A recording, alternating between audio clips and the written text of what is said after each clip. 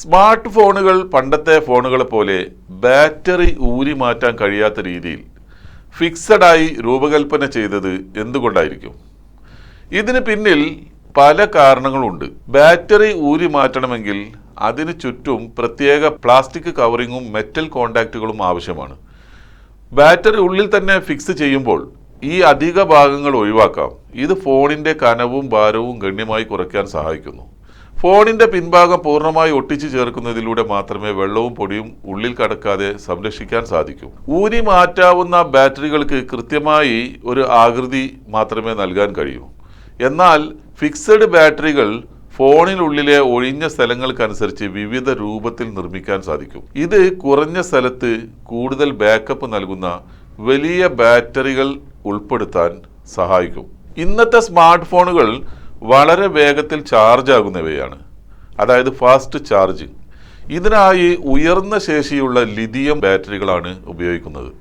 ഇവയ്ക്ക് നേരിയ കേടുപാടുകൾ സംഭവിച്ചാൽ പോലും പൊട്ടിത്തെറിക്കാൻ സാധ്യതയുണ്ട്. ഉപഭോക്താക്കൾ ഫോൺ താഴെ ഇടുമ്പോഴോ മറ്റോ ബാറ്ററിക്ക് കേടുപാട് സംഭവിക്കാതിരിക്കാൻ ഇത് ഉള്ളിൽ തന്നെ സുരക്ഷിതമായി നിലനിർത്തേണ്ടതുണ്ട്. എന്നാൽ ഇങ്ങനെ ചെയ്യുന്നത് സ്പൈവെയറുകൾക്ക് ഫോൺ ഹാക്ക് ചെയ്യാൻ ഗുണകരമാണോ എന്നതാണ് മറ്റൊരു പ്രധാനപ്പെട്ട ചോദ്യം. തീർച്ചയായും ഗുണകരമാണ് എന്ന് തന്നെയാണ് ഉത്തരം. ഫോൺ പൂർണ്ണമായും ഓഫാക്കാൻ സാധിക്കാത്ത തരത്തിലുള്ള ചില സ്പൈവെയർ സാങ്കേതിക വിദ്യകൾ അല്ലെങ്കിൽ സോഫ്റ്റ്വെയറുകൾ ഇന്ന് നിലവിലുണ്ട്. ചില അത്യാധുനിക സ്പൈവെയറുകൾക്ക് നിങ്ങളുടെ ഫോൺ ഓഫാണെന്ന് തോന്നിപ്പിക്കാൻ സാധിക്കും. നിങ്ങൾ പവർ ബട്ടൺ അമർത്തുമ്പോൾ സ്ക്രീൻ ഇരുണ്ടു പോകുകയും ഫോൺ ഓഫായെന്ന് കരുതുകയും ചെയ്യും. എന്നാൽ ബാക്ക്ഗ്രൗണ്ടിൽ ഫോൺ പ്രവർത്തിക്കുന്നുണ്ടാവും. ഈ സമയത്ത് ക്യാമറ, മൈക്രോഫോൺ, ലൊക്കേഷൻ എന്നിവ വഴി വിവരങ്ങൾ ചോർത്താൻ ഇതിൻ്റെ പിന്നിലെ ഹാക്കർമാർക്ക് സാധിക്കും. പണ്ട് ബാറ്ററി ഊരി മാറ്റാമായിരുന്നപ്പോൾ ഫോൺ പൂർണ്ണമായും ഡെഡാക്കാൻ കഴിഞ്ഞിരുന്നു. ഇന്ന് ബാറ്ററി മാറ്റാൻ കഴിയാത്തത് ഹാക്കർമാർക്ക് ഏറെ സൗകര്യപ്രദമാണ്. എന്നാൽ നിങ്ങളുടെ ഫോൺ യഥാർത്ഥത്തിൽ ഓഫാണെങ്കിൽ പ്രോസസ്സറിലേക്കുള്ള വൈദ്യുതി പൂർണ്ണമായും നിലക്കും. ഫോൺ സ്പൈവെയർ ബാധിതമാണെങ്കിലും വിവരങ്ങൾ ഹാക്കറുടെ അടുത്തെത്താൻ ഇന്റർനെറ്റ് അല്ലെങ്കിൽ മൊബൈൽ ഡാറ്റ, വൈഫൈ ഇവയെല്ലാം ആവശ്യമാണ്. ഫോൺ ഓഫാക്കുമ്പോൾ ഇന്റർനെറ്റ് കണക്ഷൻ കട്ടാകുന്നതിനാൽ വിവരങ്ങൾ തത്സമയം ചോർത്താൻ പ്രയാസമാണ്. ഫോണിലെ വിവരങ്ങൾ ചോരാതിരിക്കാൻ ഇനി പറയുന്ന ചില മുൻകരുതലുകൾ എടുക്കുന്നത് ഒരു പരിധിവരെ ഗുണം ചെയ്യും. ആഴ്ചയിൽ ഒരിക്കലെങ്കിലും ഫോൺ സാധാരണ രീതിയിൽ റീസ്റ്റാർട്ട് ചെയ്യാൻ ശ്രമിക്കുക. പല താൽക്കാലിക സ്പൈവെയറുകൾ റീസ്റ്റാർട്ട് ചെയ്യുന്നതിലൂടെ ഫോണിൽ നിന്ന് നീക്കം ചെയ്യപ്പെടും. എല്ലാ ആപ്പുകൾക്കും നിങ്ങളുടെ കോണ്ടാക്ട്സ്, മൈക്രോഫോൺ പെർമിഷൻ നൽകേണ്ട ആവശ്യമില്ല. അത്തരം പെർമിഷനുകൾ സെറ്റിംഗിൽ പോയി ഓഫാക്കുക. മറ്റൊന്ന്, SMS വഴിയോ വാട്സാപ്പ് വഴിയോ വരുന്ന അപരിചിതമായ ലിങ്കുകളിൽ ക്ലിക്ക് ചെയ്ത് ആപ്പുകൾ ഇൻസ്റ്റാൾ ചെയ്യരുത്. എപ്പോഴും ഗൂഗിൾ പ്ലേ സ്റ്റോർ അല്ലെങ്കിൽ ആപ്പിൾ ആപ്പ് സ്റ്റോർ തുടങ്ങിയ ട്രസ്റ്റഡ് മാർഗങ്ങൾ മാത്രം ഉപയോഗിക്കുക.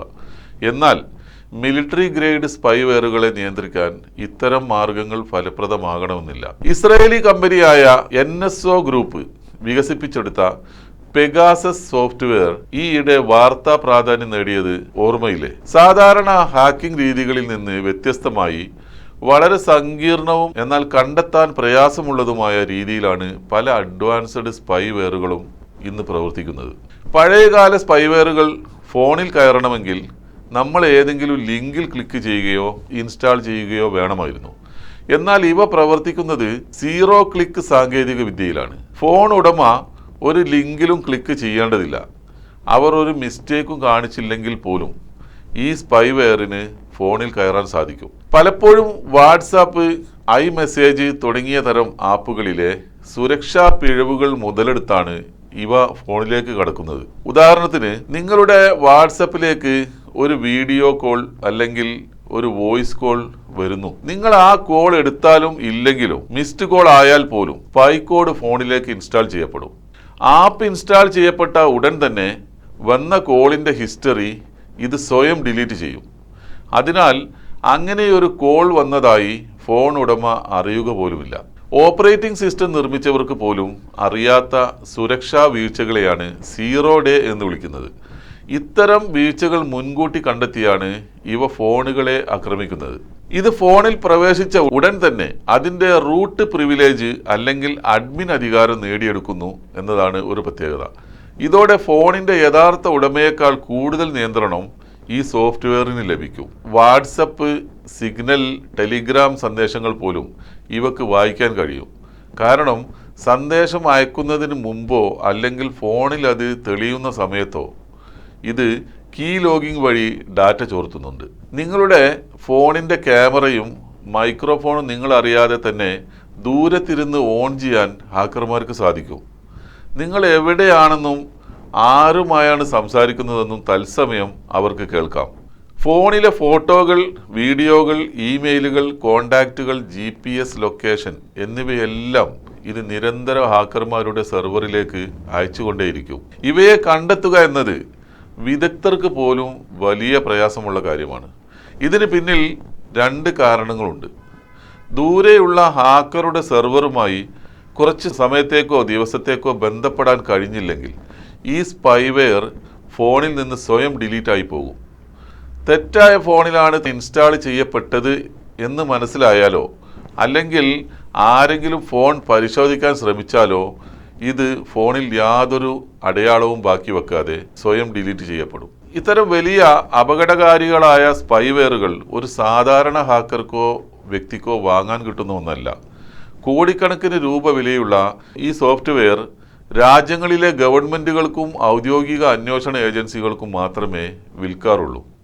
ഭീകരവാദികളെയും കുറ്റവാളികളെയും പിടികൂടാൻ വേണ്ടി നിർമ്മിച്ചതാണെന്ന് കമ്പനികൾ അവകാശപ്പെടുന്നുണ്ടെങ്കിലും മാധ്യമപ്രവർത്തകരുടെയും രാഷ്ട്രീയക്കാരുടെയും വിവരങ്ങൾ ചോർത്താൻ ഇത്തരം സ്പൈവെയറുകൾ ദുരുപയോഗം ചെയ്യപ്പെട്ടതായി വാർത്തകൾ വന്നിട്ടുണ്ട്. നമ്മുടെ ഫോണും വ്യക്തിഗത വിവരങ്ങളും ഹാക്കർമാരിൽ നിന്ന് സംരക്ഷിക്കാൻ സ്വീകരിക്കേണ്ട ഏറ്റവും പ്രധാനപ്പെട്ട മുൻകരുതൽ നടപടികൾ: 1. സോഫ്റ്റ്വെയറുകൾ എപ്പോഴും അപ്ഡേറ്റ് ചെയ്യുക. ഹാക്കർമാർ ഫോണുകളിലേക്ക് നുഴഞ്ഞു കയറുന്നത് ഓപ്പറേറ്റിംഗ് സിസ്റ്റത്തിലെ സുരക്ഷാ പിഴവുകൾ കണ്ടെത്തിയാണ്. രണ്ടാമത്തേത് 2 ഫാക്ടർ ഓതന്റിഫിക്കേഷൻ ഓൺ ചെയ്യുക എന്നതാണ്. നിങ്ങളുടെ ഗൂഗിൾ, വാട്സപ്പ്, ഇൻസ്റ്റാഗ്രാം, ഫേസ്ബുക്ക് അക്കൗണ്ടുകൾ എല്ലാം 2 ഫാക്ടർ ഓതന്റിക്കേഷൻ അതായത് 2FA നിർബന്ധമായും ഓൺ ചെയ്തു വെക്കുക.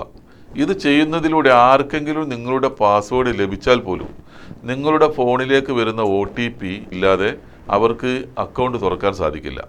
മൂന്നാമത്തേത് സങ്കീർണമായ പാസ്വേഡുകൾ മാത്രം ഉപയോഗിക്കുക എന്നതാണ്.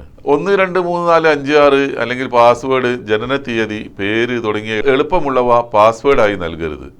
അക്ഷരങ്ങളും ക്യാപിറ്റൽ, സ്മോൾ അക്കങ്ങളും ഡോളർ, ഹാഷ്, അറ്റ് ചിഹ്നങ്ങൾ കലർന്ന പാസ്വേഡുകൾ ഉപയോഗിക്കുക. എല്ലാ അക്കൗണ്ടുകൾക്കും ഒരേ പാസ്വേഡ് ഉപയോഗിക്കാതിരിക്കുക. പാസ്വേഡുകൾ ഓർത്ത് വെക്കാൻ സ്വകാര്യമായി ബുക്കിൽ എഴുതി വെക്കുക.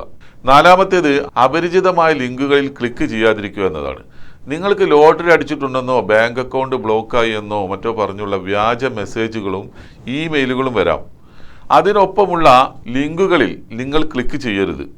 ഇത് നിങ്ങളുടെ പാസ്വേഡുകൾ ചോർത്താനുള്ള ഫിഷിംഗ് കെണിയാണ്. ബാങ്കുകൾ ഒരിക്കലും ലിങ്കുകൾ വഴി വ്യക്തിഗത വിവരങ്ങൾ ചോദിക്കാറില്ല എന്നത് പ്രത്യേകം ഓർക്കുക. അഞ്ചാമത്തേത് ആപ്പുകൾ ഇൻസ്റ്റാൾ ചെയ്യുമ്പോൾ ശ്രദ്ധിക്കുക എന്നതാണ്. വെബ്സൈറ്റുകളിൽ നിന്ന് മോഡ് ആപ്പുകളോ APK ഫയലുകളോ ഡൗൺലോഡ് ചെയ്യുമ്പോൾ വളരെ ശ്രദ്ധിക്കുക. ഒരു ആപ്പ് ഇൻസ്റ്റാൾ ചെയ്യുമ്പോൾ അത് ചോദിക്കുന്ന പെർമിഷനുകൾ പ്രത്യേകം ശ്രദ്ധിക്കേണ്ടതുണ്ട്. ഒരു ആപ്പിന് നിങ്ങളുടെ ലൊക്കേഷൻ്റെയോ കോണ്ടാക്റ്റിൻ്റെയോ ആവശ്യമില്ല എന്ന് തോന്നുന്നുണ്ടെങ്കിൽ ഇത്തരം അനാവശ്യ പെർമിഷനുകൾ നിഷേധിക്കുക. ആറാമത്തേത് പൊതു വൈഫൈ അതായത് പബ്ലിക് വൈഫൈ ഉപയോഗിക്കുമ്പോൾ അതായത് റെയിൽവേ സ്റ്റേഷൻ, കഫേകൾ തുടങ്ങിയ സ്ഥലങ്ങളിലെ സൗജന്യ പബ്ലിക് വൈഫൈ ഉപയോഗിച്ച് ഒരിക്കലും ബാങ്ക് ഇടപാടുകളോ പ്രധാനപ്പെട്ട ലോഗിൻ ചെയ്യലുകളോ നടത്തരുത്. ഹാക്കർമാർക്ക് ഇത്തരം നെറ്റ്വർക്കിലൂടെ നിങ്ങളുടെ ഡാറ്റ എളുപ്പത്തിൽ ചോർത്താൻ കഴിയും. ഏഴാമത്തേത് ഫോൺ ഇടയ്ക്കിടെ റീസ്റ്റാർട്ട് ചെയ്യുക എന്നത് തന്നെയാണ്. ആഴ്ചയിൽ ഒരിക്കലെങ്കിലും ഫോൺ സ്വിച്ച് ഓഫ് ചെയ്ത് ഓൺ ചെയ്യുക. ചില അത്യാധുനിക സ്പൈവെയറുകൾ ഫോണിൻ്റെ താൽക്കാലിക മെമ്മറി അതായത് റാമിലാണ് പ്രവർത്തിക്കുന്നത്. ഫോൺ റീസ്റ്റാർട്ട് ചെയ്യുമ്പോൾ ഈ സ്പൈവെയറുകളുടെ പ്രവർത്തനം തടസ്സപ്പെടുകയോ അവ നീക്കം ചെയ്യപ്പെടുകയോ ചെയ്തേക്കാം. സൈബർ സുരക്ഷയിൽ ഏറ്റവും പ്രധാനം നമ്മുടെ ജാഗ്രത തന്നെയാണ്. ഓൺലൈനിൽ കാണുന്ന എല്ലാ ഓഫറുകളും ലിങ്കുകളും കണ്ണടച്ച് വിശ്വസിക്കാതിരിക്കുക. അതാണ് ഏറ്റവും വലിയ സുരക്ഷാ മുൻകരുതൽ. ലോകമെമ്പാടുമുള്ള പ്രമുഖ വ്യക്തികളുടെ ഫോണുകൾ സ്പൈ സോഫ്റ്റ്വെയർ ഉപയോഗിച്ച് ചോർത്തിയതുമായി ബന്ധപ്പെട്ട് ഒരു സ്പൈവെയറിനെതിരെ കടുത്ത ആരോപണങ്ങൾ ഉയർന്നിട്ടുണ്ട്.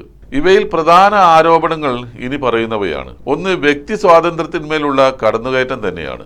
ലക്ഷ്യമിടുന്ന വ്യക്തിയുടെ ഫോണിലെ വാട്സാപ്പ്, സിഗ്നൽ, ടെലിഗ്രാം തുടങ്ങിയ ആപ്പുകളിലെ എൻഡ് ടു എൻഡ് എൻക്രിപ്റ്റ് ചെയ്ത മെസ്സേജുകൾ പോലും ഇതിലൂടെ ചോർത്തപ്പെടുന്നുണ്ട്.